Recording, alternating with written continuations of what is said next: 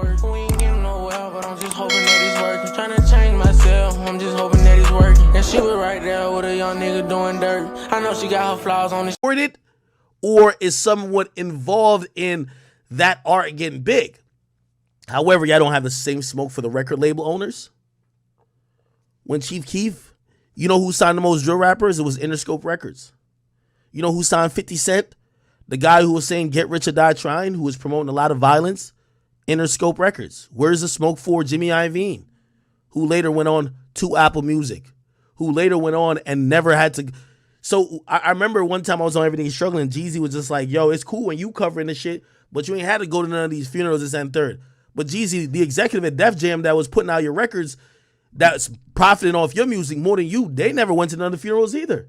So who actually could delegate who should stand to profit from some shit and whatever, given the fact that everybody's helping contribute to making whatever is a success. You could look at it in a vacuum and say, oh, Adam's promoting straight violence. Now, I'm only talking about shit with music. I'll be honest. I think some of the stuff when it comes to like LA gangs, if there's no music attached to it, like I watched some shit that was like about 60 Hispanic dudes that rolled up to his shit over some, I don't know.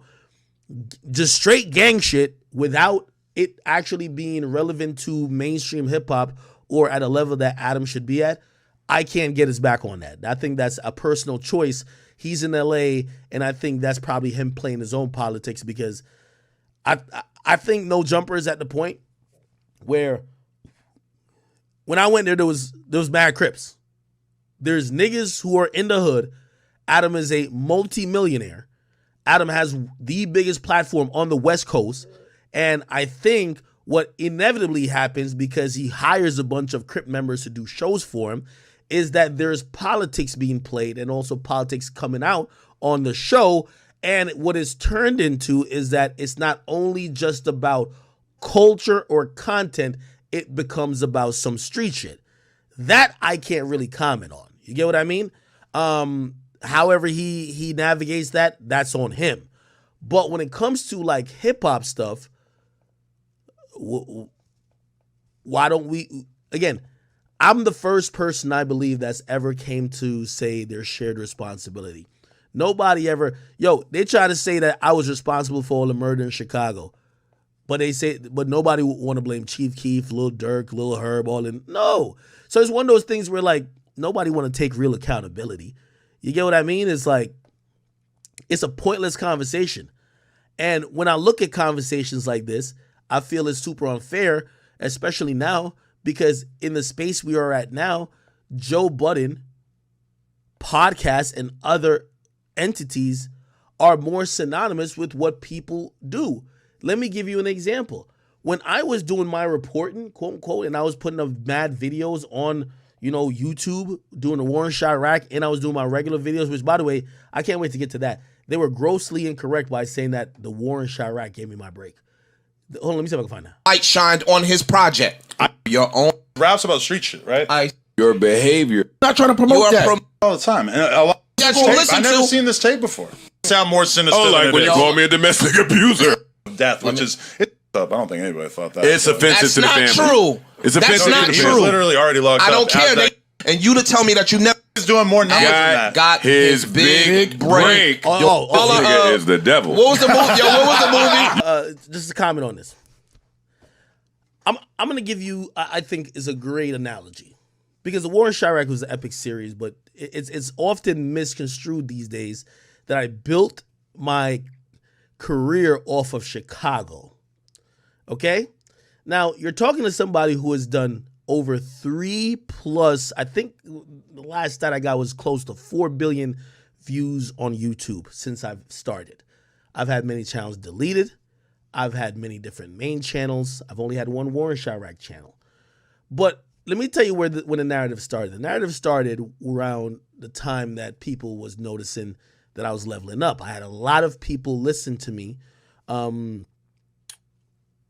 just on all my platforms. And then people were like, how could we tear this down? How could we just basically make this not seem as official as how it's looking?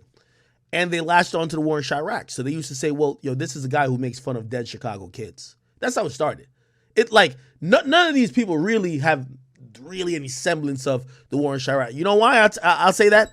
Because the characters I was covering in the war in Chirac, they don't know. If the war in Chirac made me that popular, how come y'all don't know none of the niggas other than the main rappers I was covering in the war in Chirac? Nigga, like, if there was 8 characters I was covering a lot, P. Rico was one of them. Lil J definitely one of them. They don't know these people. So really, they never really cared about the war in Chirac. It just became the only place when you couldn't find anything to knock somebody with, that became the thing. I'm going to quickly just show this real quick. War in Chirac. This is a channel. Oh, shit. No, I think it's youtube.com Chirac War. I don't know my own URLs. I haven't used this channel forever. Okay. It has 389,000 subscribers. Let me be honest with y'all. This channel has done better posthumously than actually, while for some reason now it still gets a bunch of views just because people are going back. These were not the views then. Of course, I wasn't flopping because I'm a nigga. I'm a real nigga now. But all these views are inflated. I didn't even have, I think I was like, when I quit, I probably maybe had like 289,000 subscribers. So maybe 100,000 subscribers less. These views just weren't like that too. Anyway, so I haven't done it. It says the last one was 5 years ago, right? I'll look at the time. Check it out now. March 17th, March 26th, 2017. By the way, I started Everyday Struggle that time. So I quit pretty much the exact same time. All right. Yeah, and the video, this was when rest in peace Alfredo Santana, right? I really bring this up because of this. If you look at this channel, I did 144 million views on here.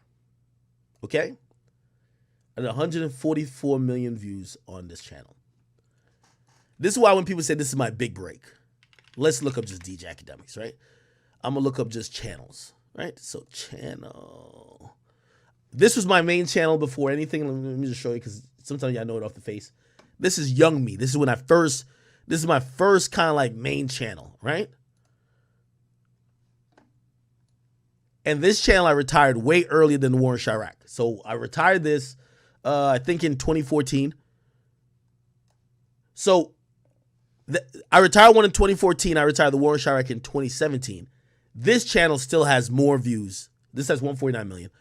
This channel, which was my main channel at the time, has more views than war in Chirac. So we gon' have to make it work. We ain't getting nowhere, but I'm just hoping that it's working. Trying to change myself, I'm just hoping that it's working. And she was right there with a young nigga doing dirt. I know she got her flaws on this.